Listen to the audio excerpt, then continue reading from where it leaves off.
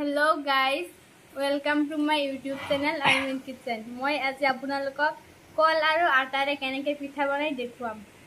আহক আমি বনাওগে। ইয়াত মই 3টা কল লৈছো আৰু গাখীৰ, আটা, চিনি ললো।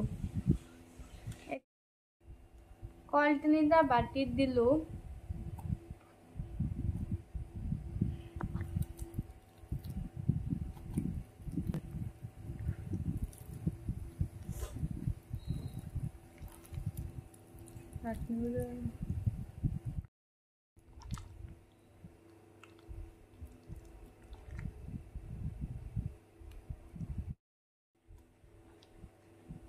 কলখিনি ভাঙি ভালকে মিহলাই লব যাতে গুটি গুটি নাথাকে। মাজে মাজে চাব কলৰ গুটিও থাকে, বিলাক পেলাই লব। এতিয়া মই আটাখিনি দিলো। কলৰ লগত ভালকে মিহলাই গাখীৰ দিব।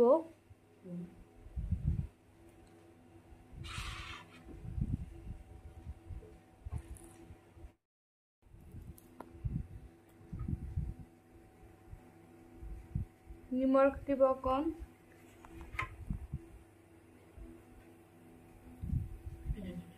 চেনি দিব আপোনালোকৰ সোৱাদ অনুসৰি।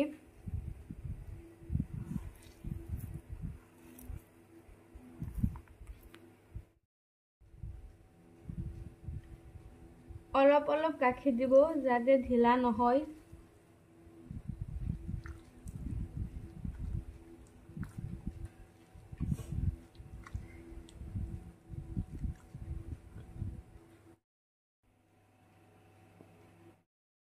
চাওক মই যেনেকৈ মিক্স কৰিছোঁ গোটেইখিনি, আপোনালোকেও এনেকৈ মিক্স কৰিব যাতে বেছি ঢিলাও নহয় টাইটো নহয়।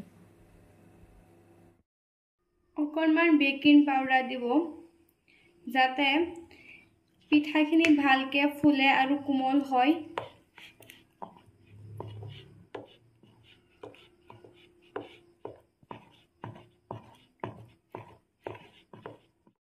পিঠাখিনি তেলত ভাজি বনাম।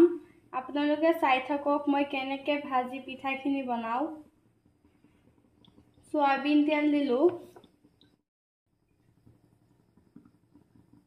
চাই থাকক মই কেনেকৈ বনাও, আপোনালোকেও এনেকৈয়ে বনাব।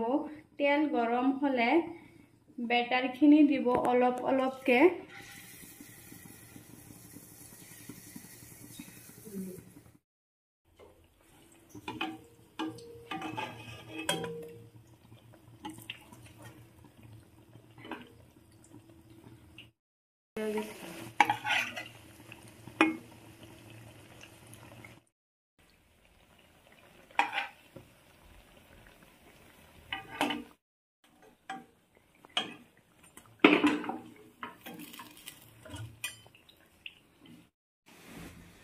ইয়া চাওক আমাৰ পিঠা কিমান ধুনীয়া আৰু কোমল হৈছে।